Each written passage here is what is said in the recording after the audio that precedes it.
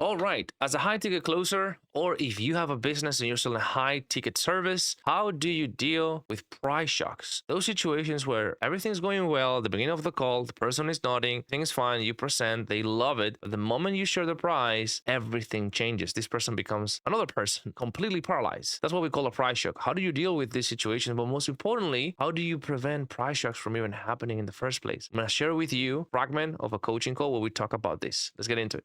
I've had some really good discovery calls lately, and these guys have been all in, and then something comes up with the price drop. So, I mean, I know, like I said, I've been watching all your training. I know that, the sale is made in the discovery and the temp check is critical. I think for me specifically, because my lowest priced offer is 8K, that's sometimes it's shocking. Like they don't expect that. There's no reason why they have any idea what the pricing is. So they're 100% in. They want to do it. They would be a great client. And then they either, a lot of times they're using partner objection as a smokescreen. I just know it. It's just an easy smokescreen and it's just their default. Like, let me talk to my partner. I'll get back to you. Also, there's some fear coming up, but I don't think it's fear. I really think it's money. And what do I do about that? Should I put Yeah. more specific things in my intake questions?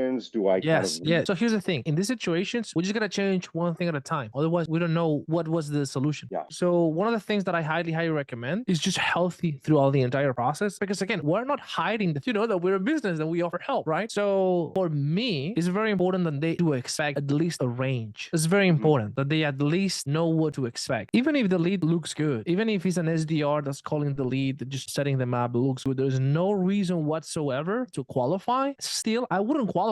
I would still want the lead to know what is the range. Is that because I want to qualify them just to make sure? No, it's because I don't want to get a price shock. Okay. So how do I do this? How do I recommend to do this? But essentially, I just let them know in the form. I just let them know the range. So it's no surprise. So in the form, when they book the call, I would say something along the lines. The purpose of this call is to determine if we are compatible to work together, depending on the support that you require. And if we can actually work together, the investment range is going to be anywhere between 2,000 to 5,000. So with this in mind, answer below, or please describe your financial situation. And then I will have A, B, or C. Like, I have that. you have that? You have the range? I have A, B, and C. I don't have the range. I have the resources. I might have the resources, but if not, I can figure out a way. And then There C you is go. Yeah. I So I don't would just have. add that in the question. I would just add something along those lines, and just try to make it as smooth as possible so that we don't trigger stress resistant. Oh, this is a sales call. So the way I do it is like, with that kind of language, like the goal for this meeting is see if we're compatible and we can actually help you or we can work together. Okay. Based on the support you require, I would say if we are compatible or if we are like, if that's the case, based on the support that you require, we have different options, but is everything all around this range? I don't know, something like that. You put it in your own words. Okay. So then it's like, please describe your financial situation. And I would add, this is what I would do. I would add in the questions a conditional. Like, if this is what I'm looking for, I'm ready to invest and I have the resources. If this is what I'm looking for, or reverse, I'm ready to invest and I have the resources if this is what I'm looking for. So we give them the feeling that they have power. Like, it's like, hey, to diffuse self-resistance. I'm not sure, but I can come up with the funds pretty quickly and I have access to credit if this is what I'm looking for. I don't have the funds, even if this is what I'm looking for, or even this can help me get to my goals, I'm not in a financial situation to be able to invest. That's what I would recommend, and see what happens. Because the first thing, Mike, is we want to remove the price shock. We want to remove people saying, oh, I That's what's wasn't happening. expecting. They're getting shocked. Yeah. Yeah. So we want to remove that. We want to remove people saying, oh, I wasn't expecting that money. Because it's like a huge emotional punch. It's like a slap in the face. And it's very hard to sort of like help them just get back on track. So, it's just like fix that from the form. And guess what? Here's the thing. You will actually come across more authentic, even if they object to that, because that can happen. Like your setter could say, you could start I'm receiving. the setter. Me. Okay. So you can start receiving, hey, in the DMs, hey, Mike, I just went through the questions in the form. I definitely don't have that range. Like, should I continue? And then you go, hey, no worries. That is just in the event that we're compatible. Let's just have a chat and see first. And then it's, oh my God, thank you. Do you know what I mean? Like, you would just come across so much more congruent and authentic, right?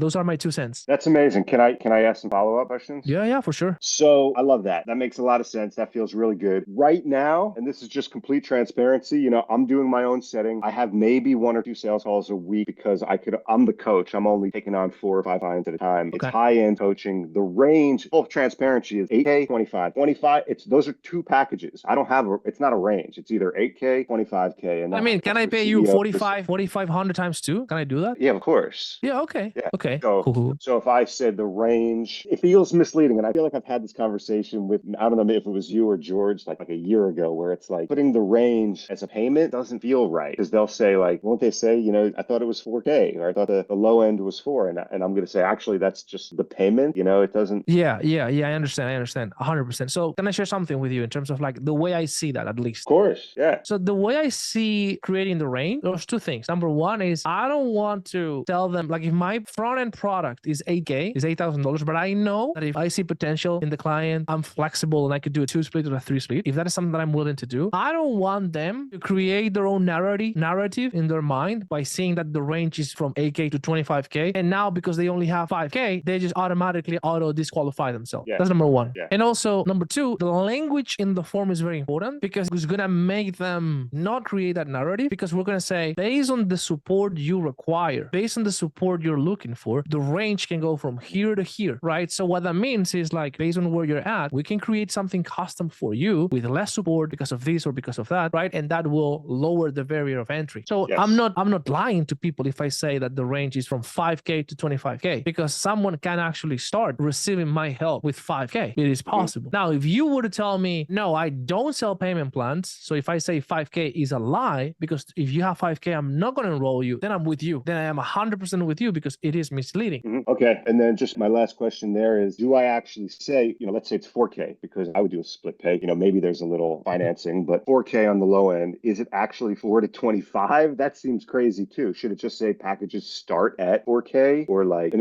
initial investment begins at 4K? Why it seems crazy? I just think, and I've had this happen where someone's like, well, if you have a 25K package, I don't want the 8K, but I can't afford the 25K, so I guess I won't work with you. It's like, it's like, hey, I just want the iPhone 16, but because I cannot afford the iPhone 16, I'm just never going to buy anything from Apple.